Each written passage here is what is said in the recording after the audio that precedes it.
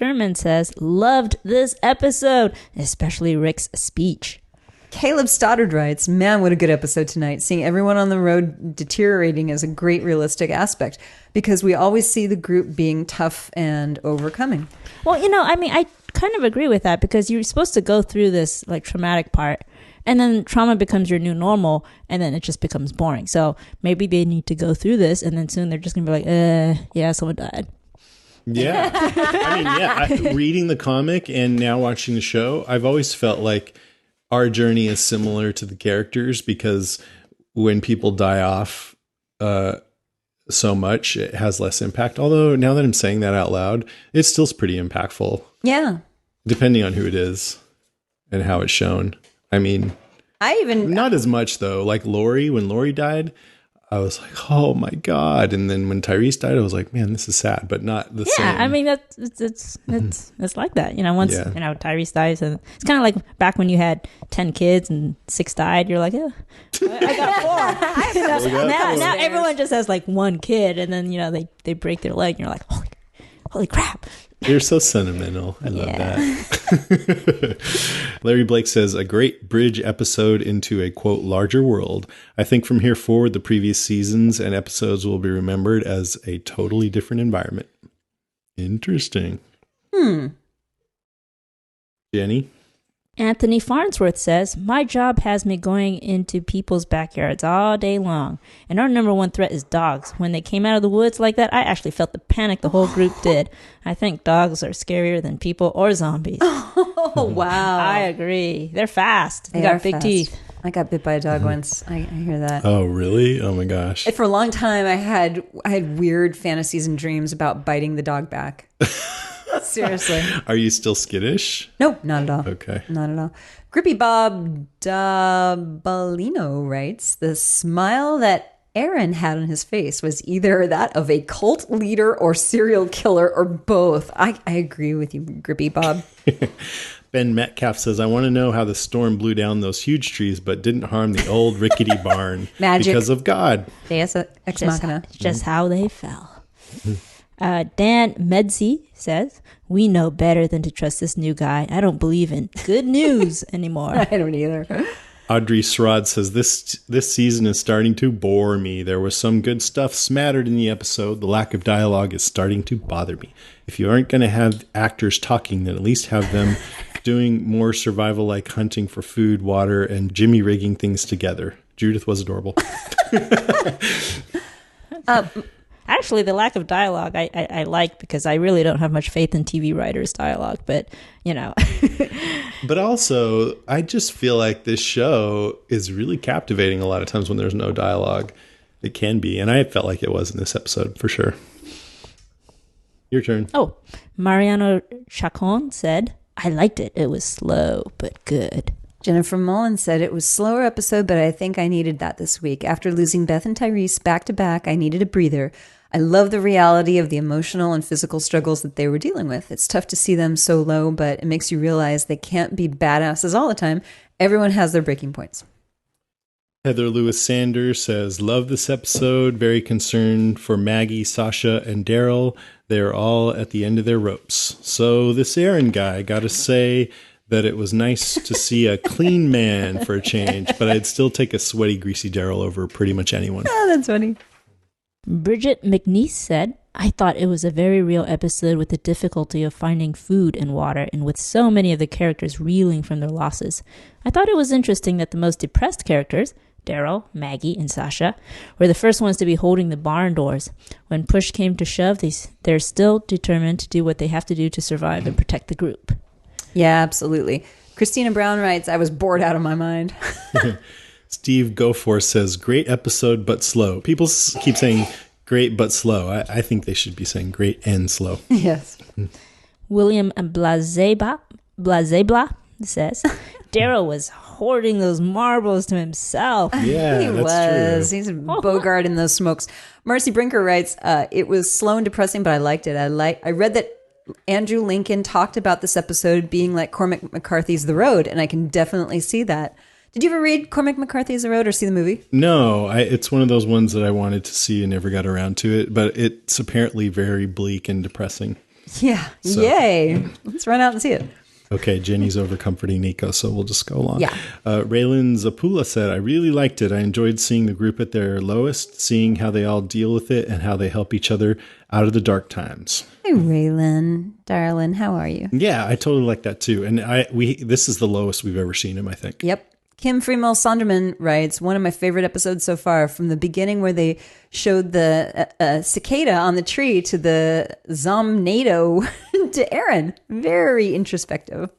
The Zomnado. Nancy Ridgway says, never before have we seen them so downtrodden. Seems like I heard that somewhere before. Yeah. So many demons were being fought by the individual group members. My heart broke when Rick said, we are the Walking Dead. Yet from day one, I believed that was the truth. Loved hearing it. Very emotional episode. Really great. Love this show. Terry Thompson Westbury writes, just hope nothing happens to Judith. Oh. Mark Miller says, slow but enjoyable. Slow and enjoyable. A much needed reset. And Dustin Helms writes, that last part was a reminder of Lost. Yeah, brother. The others, a.k.a. them. I say brother a lot now, and that's because of Lost. Got it. Are we going to be talking to him? So Walker Soccer Chicago's next weekend. The guy who played Desmond's going to be there. You see how green I am? That's jealousy. But there's one guy on the team who is so into Lost, and he's like started up a charity around it and has done these Lost events. So I'm like, dude, you should do the Lost panel. He's like, thank you. So he's going to be doing that's fantastic. Jay and James. But we're having Lost people come to more of these, so I might get to do one at some point. Anyways, that's it for today, and it's time for our first sponsor. It's Audible. I have never been so excited to talk about Audible as I am today. Really? Why? Yeah, tell me why. We've done several ads with them. Yeah, we have. And I'll tell you why in just a second. But first, I want to tell you that Audible has over 150,000 titles to choose from, any kind of audiobook you can think of. And as usual, you can go to audiblepodcast.com/deadcast and you get a free 30-day trial and a free audiobook. They wanted me to tell you, unlike a streaming or rental service with Audible, you own your own books. They have free apps for iPhone, Android, and Windows Phone, and you can access your book anytime. I've used the iPhone one. It's really good. You can go through the chapters and everything. You can do bookmarks, annotated bookmarks. And, of course, we always say how much we love Audible because you can listen while you do other things. Yep. Like commute, exercise. Yep. So here's why I'm so excited about it, because I just read this really amazing book, a zombie book. It's the best zombie book I've ever read.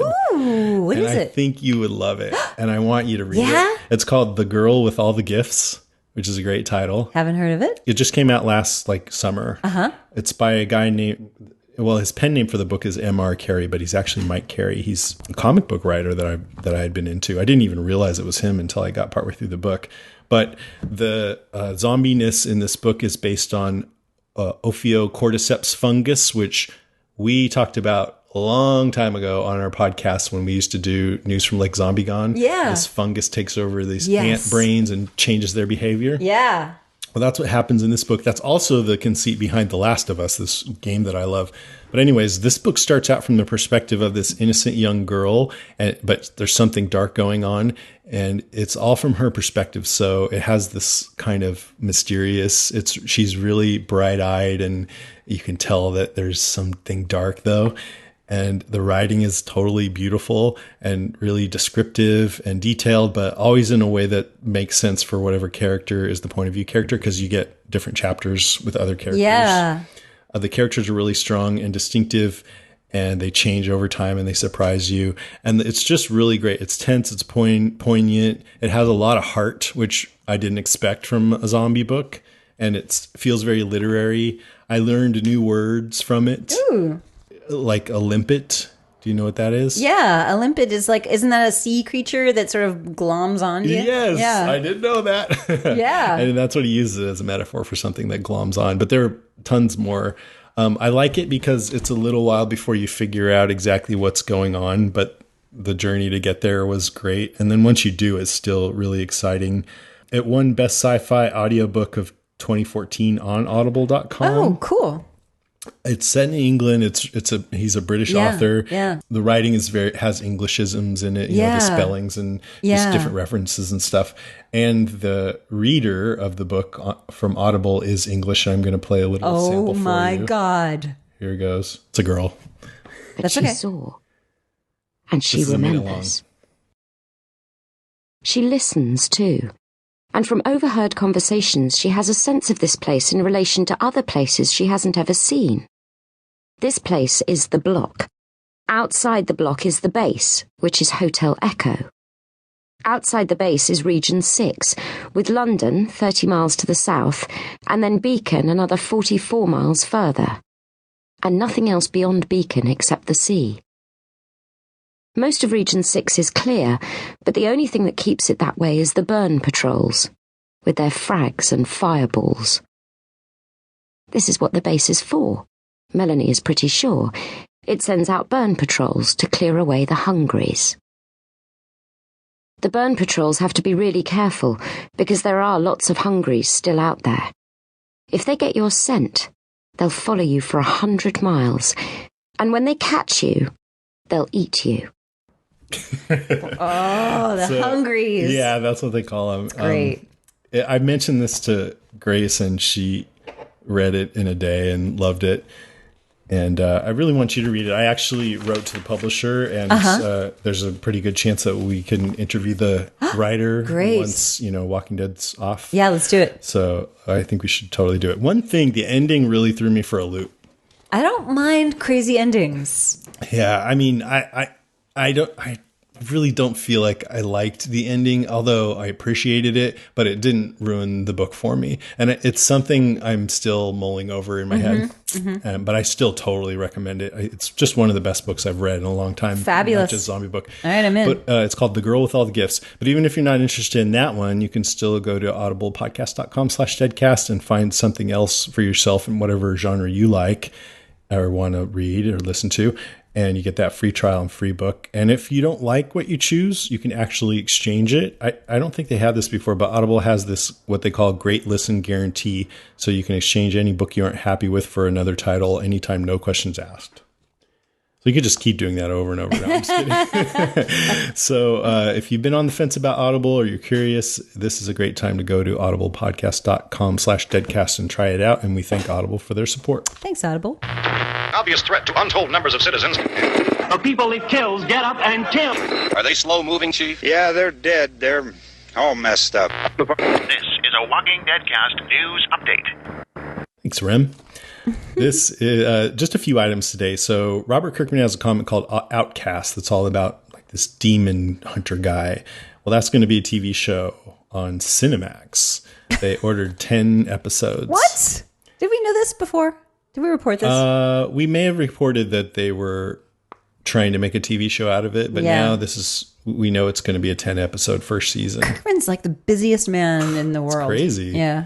The pilot's directed by a guy named Adam Wingard, who directed the movie You're Next, which I think was a horror movie that got good reviews. It stars Patrick Fugit from Fugit. Do you know where he? Yeah, do you know where he's Almost from? Famous. Yes. And Gone Girl. He's Kyle Barnes, a man whose family has been involved in demonic possessions his entire life, et cetera, et cetera. While on his quest, he makes a discovery that could change his and the entire world's fate forever. Cholesterol is not actually bad for you. No, I just added that last part. That's been in the news. Did you hear? No, the cholesterol's US good. Changed its about how you shouldn't eat foods in high in cholesterol. Now they don't say that anymore. I'm like, yeah. Where's the bacon? Yeah, exactly. Anyway, we'll see how that is. I read the first issue of the comic and it didn't really grab me, but it might be good. I think it would make a better TV show than a comic. As long as you don't care about Satan and stuff like that on your shows.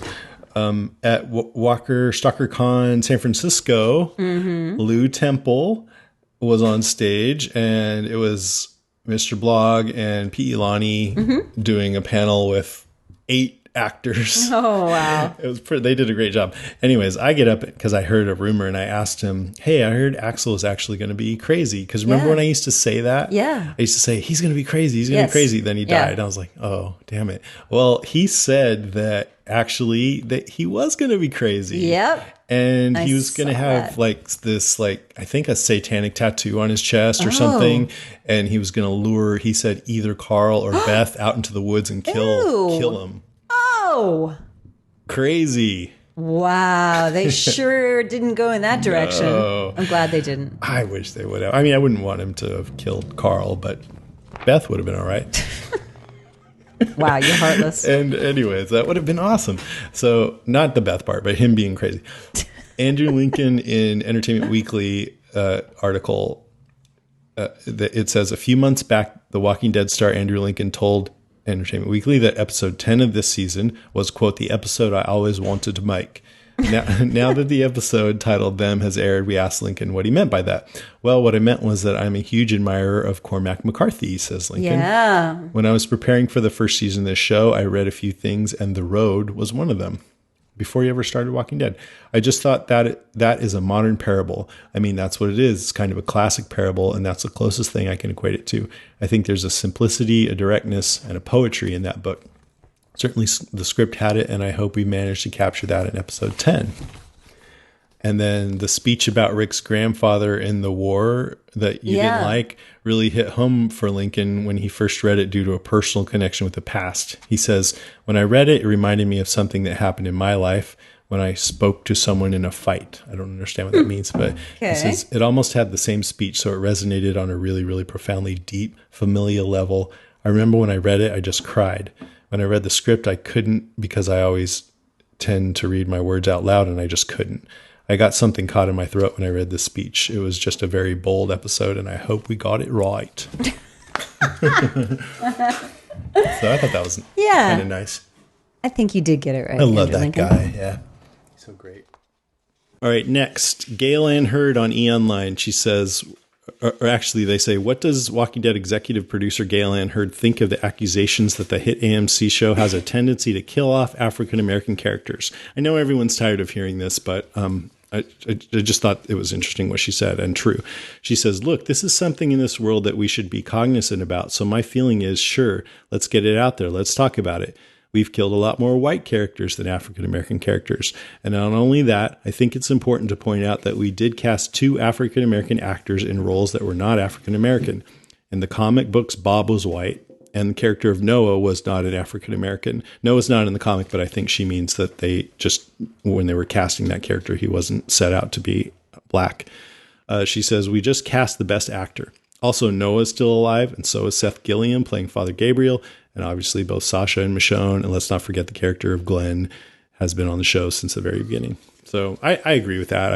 I mean, it is interesting that Daryl, Glenn, Rick, Carl, they've all been around for a really long time while black actors have come and gone, but plenty of white actors have come and gone too. Michonne's been around for a long time. I just don't think this is an issue anymore. Yeah. Finally, Stephen Yeun and Conan O'Brien went to this Korean spa together, and they got stripped down and they got like waxed, and they did like this 5-minute video. Awesome. Or they got like scrubbed, right? Scrubbed, or loofah'd. Yeah. And they were in the spa talking to people, and it was pretty funny. Actually, Stephen Yeun just kind of sat there like, giggling at Conan, but Conan was hilarious. So go on Google and check that out if you get a chance. Especially funny knowing what Gwyneth Paltrow recently said about going to a Korean spa and getting her nether region steamed. She did. She said that. Yeah. With mugwort. Okay. Where can we see the video on that? Nowhere. Damn. So that's it for the news. Now we're doing our second sponsor. It's Loot Crate.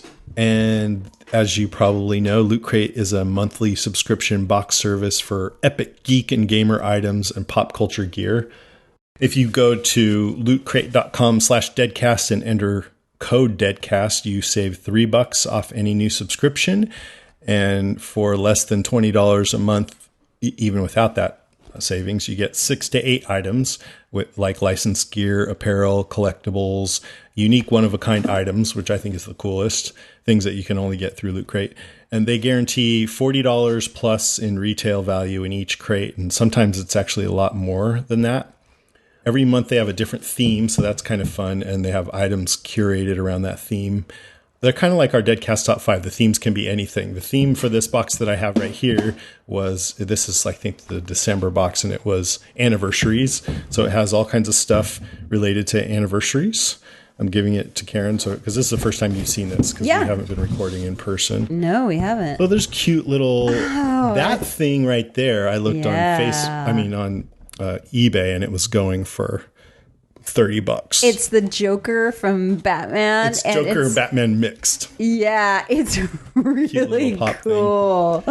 That's awesome. But here's that Simpson wallet. Oh yeah, the Simpson wallet. That's so great. Oh my god, I love it. Stickers. There's cool things. Oh my god. Here's the socks. Groot socks. Oh, the Groot socks. They're so cute. I think Nico might have put that candy cane in there. Yeah. And then there's this Batman comic book. And I found out that this month, this February's theme is all about games. And I also found out from Skybound's website, because usually you don't know what's going to be in these boxes, but Skybound revealed that this Loot Crate has a deck from this game called Super Fight. Oh. So when you play Super Fight, you get cards, and you end up they show different characters and powers or attributes. So you get a set of cards and you end up creating heroes. So for example, you might have a zombie with super speed and a chainsaw versus an invisible shark inside a giant hamster ball. So you have different attributes and characters. And then you have to argue with the other person about which character would win in a fight.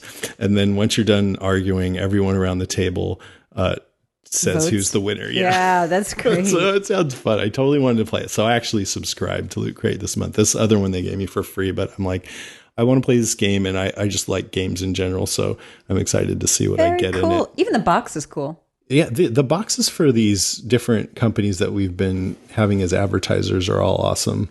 They just have a really good packaging. Like you can do something to it and make it into something cool also.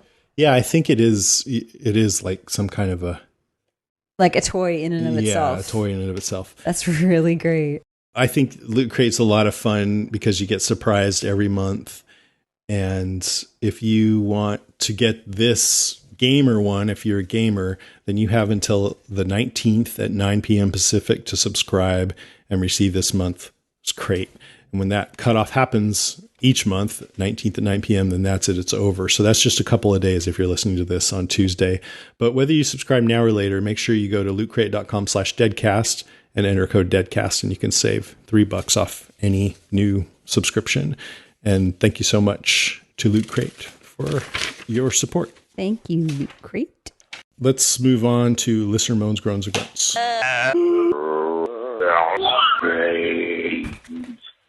Okay, so this first email comes from Sarah Leone, who writes, I'm terribly bored with the show, and I've been a huge fan since the start. This episode, same old, except did the writers forget an episode regarding Carol? Last time we saw her with that, geez, Pookie, everything will be okay attitude was when the first episode at the prison from October 2013, after she killed Karen and David, and then her banishment, she's been pensive and dark. Even a few episodes ago, after her reunion with the group, she was going to get in the car and leave. In that dragging episode with Daryl, she was still so somber. Now suddenly, without any explanation, she's back to pep talk Carol. I thought the writers were going somewhere with her persona, the development from battered wife to nurturing group member to desperado to questioning herself, to her capability to go back to the group and fit in. But overnight, 1.5 seasons of development disappeared. You agree? I don't really agree, because she did have some time there with.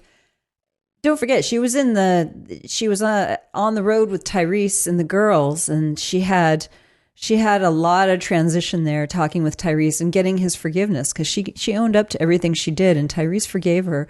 And then and then she saved everybody at Terminus. Yeah. So, and now she was still being a hero and fighting. Yeah, I mean, she was questioning her own place in the group. Right. But she always was helpful to everybody else. Mm-hmm. And the last time we saw her, I was thinking back, was when she was with Daryl trying to go and find Beth. Right. Remember? Mm-hmm. And they found Noah, and Daryl was going to let Noah get killed by the zombie, and Carol didn't want him to. So that's not exactly pep talk Carol, but the situation calls for it now. And I just think she's stepping up. Like I said, she's been through so much, and she's a warrior now. I hear you, Sarah, though. I hear you. Thanks for writing.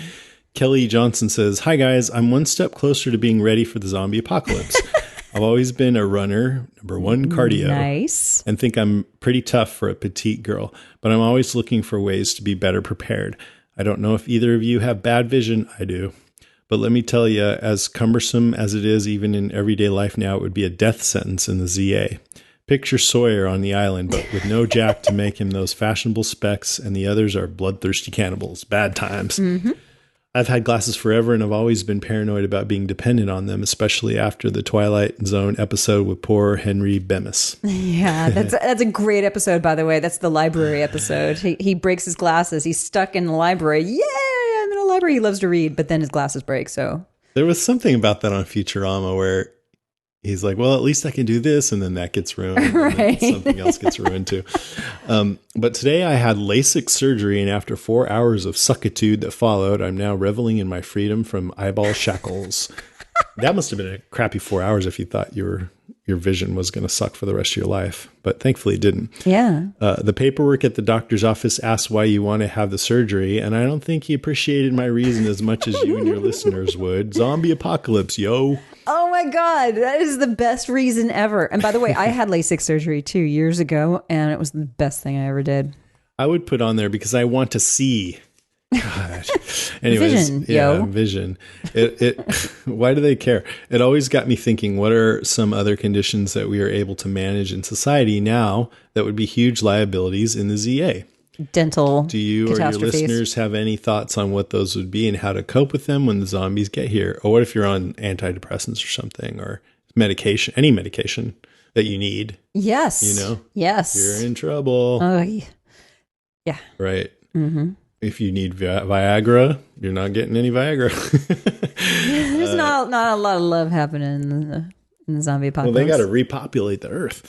Get going, people. Thank you for channeling your passion and talents into this show. I listened to your show to keep me from getting too nervous up until I went into the surgery room, and resumed as soon as I got home and had to keep my eyes closed for 4 hours.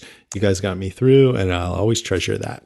You're welcome. I have bad vision, and I wear contacts, but I would be in trouble. I mean, I just got some glasses, but maybe I should get a few more spare pairs in case of the ZA.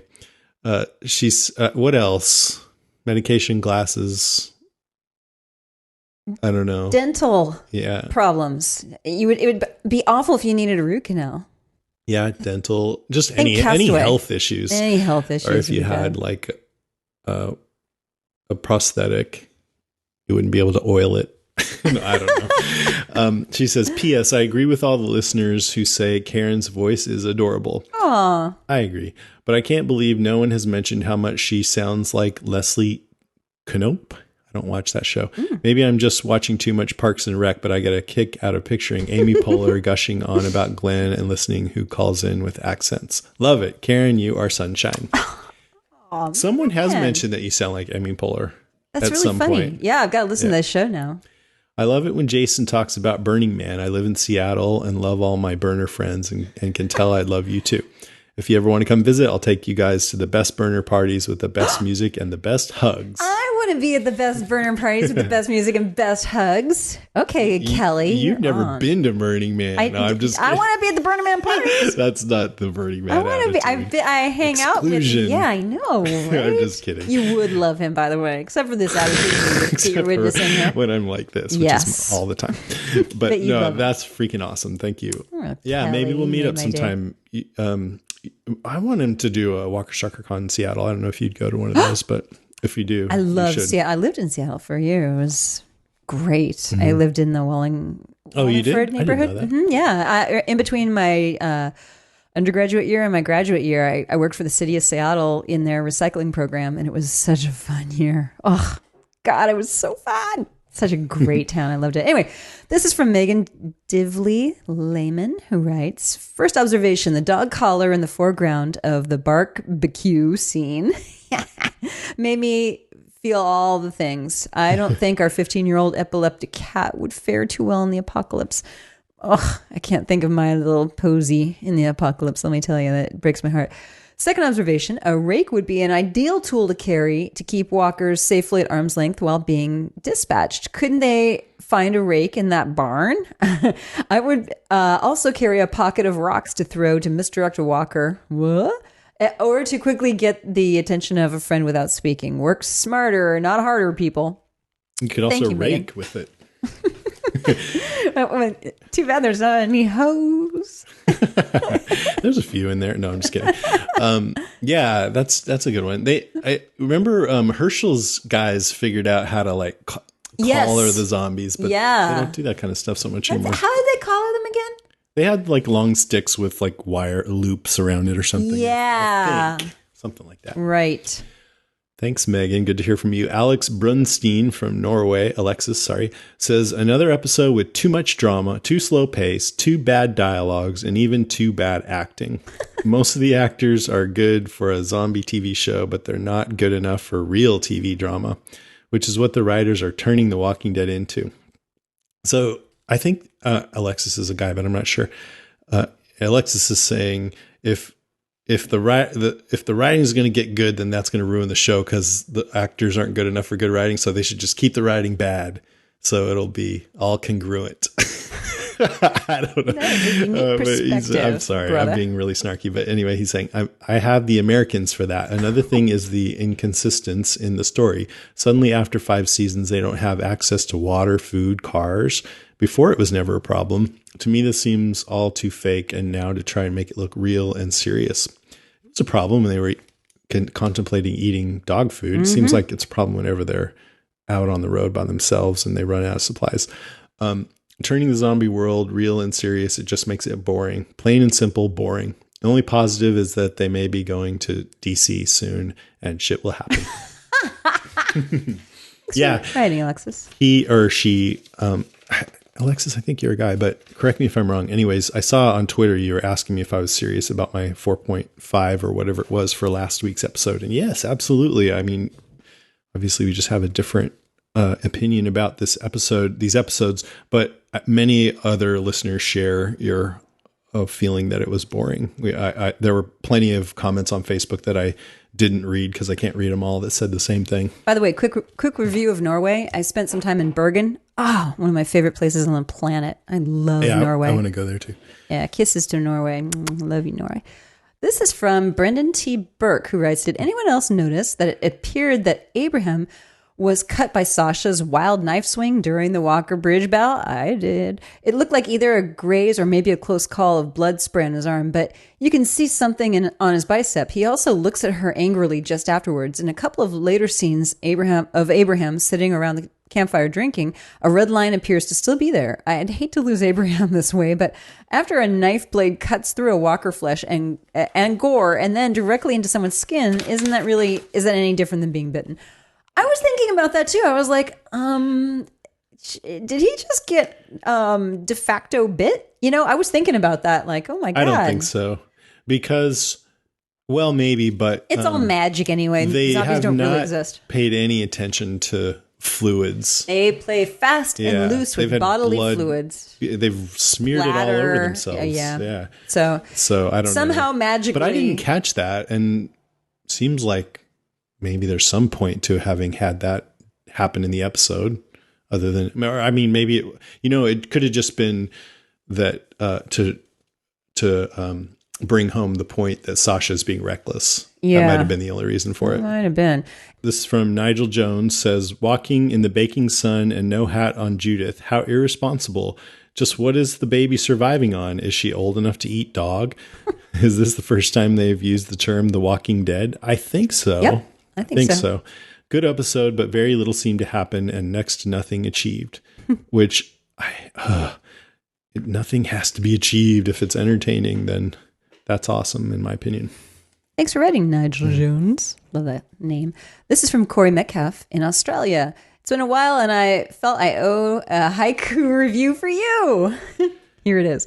Bottle episode, on the road, the woods, the barn. God is watching them. Well done, Corey Metcalf in Australia. Thanks for our haiku review from you. Okay, from Dan Murray. Dan says, Karen, thanks for the entertainment this last year while I recovered from a plantar fascia muscle injury. I'm about 90% recovered and running again. Yay! Also, thanks to your podcast, I now have a Citizen Cope song, Bullet and a Target, on my running mix. Woo! Keep up the great podcast, and run as if pursued by a horde of zombies. We will. That's great. All right, let's move on to calls. We got a couple of calls. This is a call about last week's episode from an anonymous caller. Where was Karen? It was a beautiful episode, but don't you think Karen should have been there to welcome Tyrese into the afterlife? That's all I'm saying. Love your show. Bye. I'm here and I'm welcoming him into the afterlife. Welcome, Tyrese. Did you see Jenny's back, by the way? Welcome back, Jenny. Hello, I replaced myself with a bag of kettle corn. That's awesome. And Nico was quite happy with the replacement. So people were complaining that Karen wasn't one of Tyrese's hallucinations. And so one of our listeners put this Karen into the hallucination with a speech bubble that says fuckity fuck fuck fuck. It's pretty funny. I'll post it on our site. It's hilarious. All right. Two more. This is also about last week's episode. It's Lynn from Alabama. Hey, Jason and Karen. This is Lynn from Alabama. First time caller. I've been listening to the show for a long time. I'm calling in about season 5, episode 9. Talking about Tyrese. I'm going to get a little deep here, so excuse me if I wax on too long, but I think when Tyrese was standing there looking at the photos, the one boy was very happy or in some sort of different, had different feelings, and the one boy always seemed angry. I think that was kind of a reflection on how you have to be in the world that they live in to continue. It seems like everyone who kind of gets soft, whether it's Dale or, in this case, Tyrese, they seem to fade away pretty quickly. Either, they take a stand on something that's not aggressive, and then they go on. He had Dale dying in the field shortly after he took his stand about Sophia, and you have Tyrese, he's not the aggressor in pretty much every situation. He does what he needs to do to try to get out, but doesn't take care of it with the guy from Woodbury. He said he killed him. Obviously, he didn't. So I think that was what he was kind of staring at. You see, this angry kid, that's who he needs to be to survive. And then the happy kid is who he is. And there's no way for him to get, from one to the other. And then you see him shortly get bit. And, of course, we know how that ends. Good episode last week. Just wanted to call in and give my thoughts. Thanks, guys. Bye. Yeah, I didn't catch that because there did seem to be something going on there. And now that you mentioned it, I'm going to have to go back and watch it and see. But you didn't leave your zombie sound, so you're going to have to call back in. Thanks, Lynn. Thank you.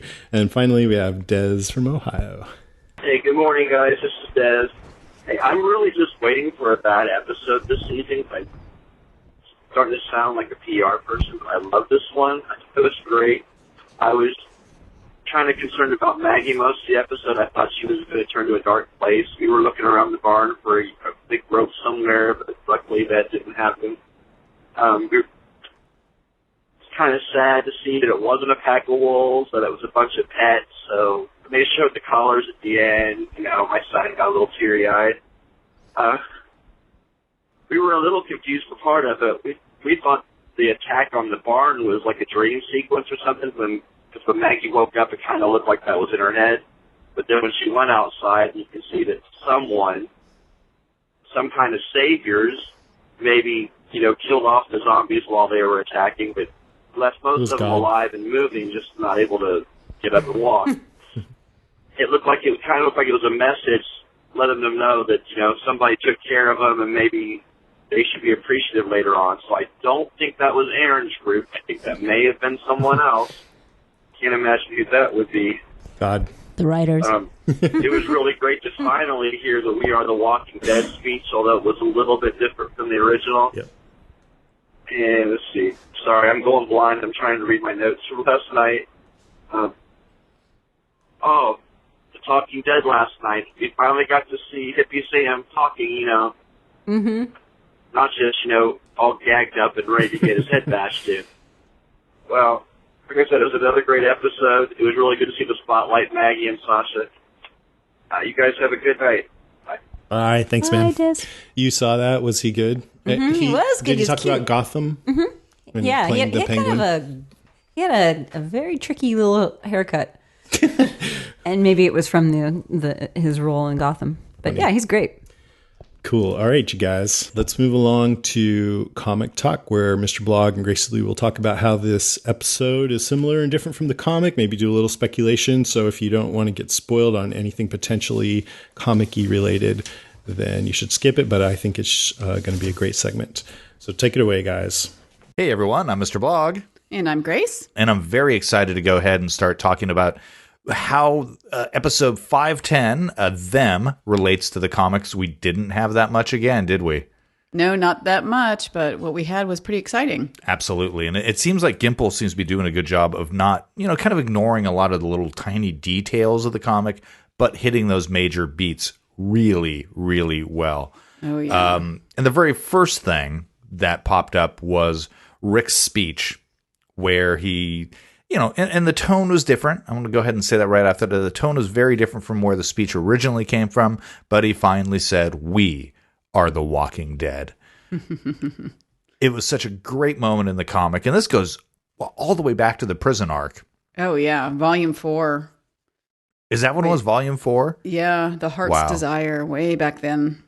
And that was after Carol's suicide attempt, and Rick walking in on Tyrese and Michonne making out. They have their big fisticuffs episode there, and everybody's all mad at Rick, even though it was actually Tyrese that did most of the beating in that one. Rick really didn't do that much at all. I still always get frustrated by that. But he comes back in and kind of tries to set everybody straight about how he's not the crazy one. In this case, it's a little different, just more of a, we need to survive. Yeah, in the show, it was much more, they were in a much more desperate place than when he had the speech at the prison. Yeah. Which, that desperate place is exactly where they were when... You go ahead and take it away. This was such a great moment. And I still don't think it was quite as desperate as it is in the show, but the second big thing was Aaron's introduction, walking up to the group, and that is from Volume 12, Life Among Them. And it was a little bit different. I think it was Rick and Abraham that he walked up to instead of Maggie and, of course, not Sasha. Yeah. But the same feel. The guy that they had cast looks so much, was dressed just like Aaron and, came up with that friendly banter and asking, for the leader. In this case, he knew Rick's name. He did not know Rick's name in the comic. No, I'm pretty sure he does, doesn't he? No, he didn't know Rick's name in the comic, but he does know other details, and it was obvious in the comic as well that he had been watching them for a while. Spoilers. Actually, if you're listening to this, that everything's a spoiler, so I guess we don't have to worry about that, do we? Yeah. Well, especially since he knew Rick's name in the TV show, it's obvious that he's been watching them, or has. Well, there was an interview. There's an interview that he gave with the actor. God, what was his name? Ross. I forget his name right now. It's terrible. Sorry, but the actor who's playing Aaron gave an interview to Entertainment Weekly. Is that who it was? I'm not sure. Well, he basically spoils the fact that he's been using spy gear and listening in on them. So, that is also consistent with the comic. I thought it was set up beautifully. That was really one of those wonderful, this comic is really coming alive. And Jason, I know he did not forward the email to us yet, but I know he got an email about somebody who thought that I might be upset that they rushed the Aaron storyline, because I had talked about that last week, but actually it was the Negan storyline that I'm frustrated people are trying to rush. Exactly. I knew this had to happen now, and I'm very happy with the way that it happened. How about you? Did you like that? Oh, I loved it. Yeah, it's at a perfect spot, and especially they're so downtrodden. I think they need a little fresh blood. See what's going to stir up. Well, and that's the great thing about them being in such a low place is that it's going to make that impact so much more exciting and so much more just wow when they finally do get to Alexandria and they do see somebody walking a dog, or as I like to keep harping on about, how much I love the idea of that dinner party at Alexandria where, you Michonne, love the dinner party. I do. I love that was such, and actually I loved the cover from that issue. And I don't know if you remember the individual issue on this one, but it is Michonne in a lovely like cocktail dress, at the party. I believe it was a purple dress of some sort, and she's got her katana behind her. Just at the ready. And I believe, if I recall correctly, her legs are even crossed. I just love that. There was one that I loved that cover. So that to me is that dinner party, and I just want to see that come alive. You know what I'm not looking forward to? What's that? If Rick shaves. You're not? You like the beard? Well, I don't like the beard so, unkept, but I like Andrew Lincoln scruffy. He looks too much like a baby with it with a clean shaven face. So if he does that, that'll be quite the shocker. I appreciate that. And I think I think we've all seen him, recently, and that he does not have the big scruffy beard. So it's going to happen. Be prepared for it. Well, do you have any predictions about what we're going to see next? I mean, I guess it's going to be them approaching Alexandria at this point. Or do you think there's... what I'm actually interested to see is that if they are as rough on Aaron as they were in the comic. Well, I think they're going to be a little rougher. I would think so, but on the flip side, I'm like, they're also much more desperate. But they have also been through more with the whole Terminus thing too. Exactly. So I think they would be rougher. So, but that'll be interesting. Well, what'll be interesting to see who's going to be rougher and who's going to be the one to say like, look, I don't care. We got to do this. That's usually the way this goes, right? So Will it be Michonne? Will it be Glenn? Those are the ones I see. But then again, I can't remember who did that with Terminus as well. I felt like that discussion happened back then as well. And look where it got them. Mm-hmm. And we're looking at this from the fact that we know who Aaron is. Exactly. And that he can be trusted and that he's a great guy and blah, blah, blah, blah, blah. All these great things that we know about this. And it's been cracking me up the last day reading all the reactions from the TV viewers who have no idea who Aaron is and the just blatant distrust of him right off of the bat. And it's understandable that would totally be there. Understandable, yeah. But knowing who Mr. J. Crew, Justin Timberlake looking guy is great. I'm loving it. And I got so happy about it. And even when Mrs. Blog and I were watching the show last night, when I saw the water from a friend, I turned to her. I'm like, Aaron, he's here. It's Aaron. And, even though that didn't happen in the comment, I'm like, that I didn't make the connection with that for some reason. Oh, that one I did. And I felt like, okay, it's time. We've got to be here. Especially when they said they were only 60 miles out. It was like, okay, they're getting close. Yes. This has to happen soon. No, perfect timing for the introduction for sure. It really was. I love this episode. Agreed. Any other things that you wanted to mention? Nope, I don't think there's really much else, is there? No, I don't think so. So we'll go ahead and leave you with that. Make sure to listen to us weekly on the Under the Comic Covers, and we'll hopefully see you next week. I have a feeling we probably will.